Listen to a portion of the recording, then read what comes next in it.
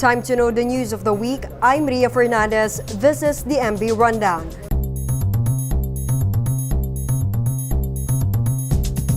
Shape up or ship out. This was the warning of President Rodrigo Duterte to Metro Manila's water regulator and concessionaires.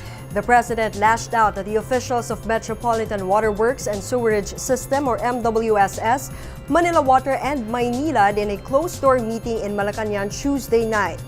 He told them to solve the water crisis that hit parts of Metro Manila and Rizal, or else they will be terminated. The agencies are then directed to submit a report before April 7. During a House probe early this week, lawmakers demanded MWSS Chief Regulator Patrick T. and Manila Water President Ferdinand de la Cruz to resign. But the two said they are up to address the problem. De la Cruz also apologized for what happened. Some 1.2 million households had been affected by the water shortage that began on March 6. The Philippines has officially left the International Criminal Court or ICC on Sunday, becoming the second country to do so. This amid the country's inquiry over the alleged cases of crimes against humanity in the Duterte administration's war on drugs. Malacanang, however, insisted that the country never became a state party to the Rome Statute which created the ICC. On March 16 last year, the Philippine government through Foreign Affairs Secretary Teodoro Locsin Jr. formally informed the United Nations that it will quit the world's only permanent war crimes tribunal. But international law experts said the probe could still push through since the cases were filed before the Philippines' exit from the ICC. The New Zealand government has banned all assault rifles and semi-automatic weapons following the mass murder in Christchurch last Friday. More details in this report. Today I'm announcing that New Zealand will ban all military-style semi-automatic weapons. We will also ban all assault rifles. We will ban all high-capacity magazines. We will ban all parts with the ability to convert semi-automatic or any other type of firearm into a military-style semi-automatic weapon. We will ban parts that cause a firearm to generate semi-automatic, automatic, or close to automatic gunfire. This was the announcement of New Zealand Prime Minister Jacinda Ardern on Thursday local time. Ardern said this was the first tranche of gun reform laws following the mass murder in two Christchurch mosques last Friday. She emphasized the ban of all semi-automatic weapons used in the terrorist attack will take effect immediately. The interim measure is to prevent anyone from purchasing these items unless police permit is procured. Her announcement came after her cabinet agreed in principle on having tougher arms laws. New Zealand's weapons legislation is considered to be more lax than most Western countries outside the United States. It stands alone with the US among the developed nations without a universal gun registration. The horrendous attacks last week killed at least 50 individuals and left dozens injured. The gunman was already arrested. Police are further investigating the case. This is Hannah Tabias for the MB Rundown.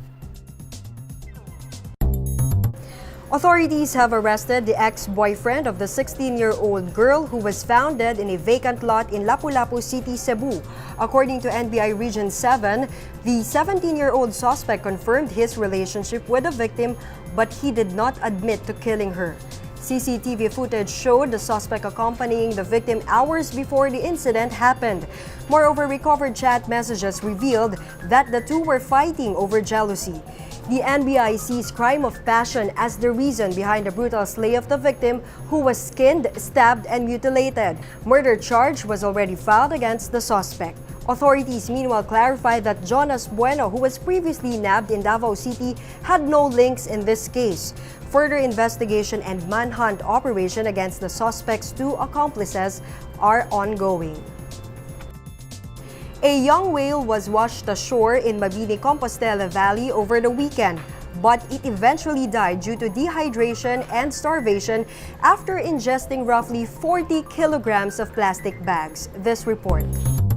It's nothing new to marine biologist and environmentalist Daryl Blatchley, a Davao-based museum owner, to examine dead water creatures.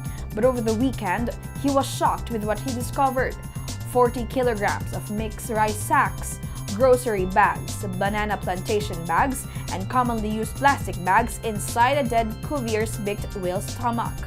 A disgusted Blatchley said the mammal died due to dehydration and starvation after his team performed necropsy. The young whale was stranded off Mabini town in Compostela Valley last Friday, but it eventually died the following day as it was totally weak and had been vomiting blood, according to the government's Regional Fisheries Bureau. Blatchley urged the government to implement stricter action against the widespread use of single-use plastics in the country. This is Hannah Tabias for the MB Rundown. Meanwhile, these are the other top news of the week. Despite the budget impasse, government workers will get the last and fourth tranche of salary hike after President Rodrigo Duterte released Executive Order No. 76. Duterte ordered that the salary increase for the government employees will be charged to any available appropriations of the 2018 enacted budget.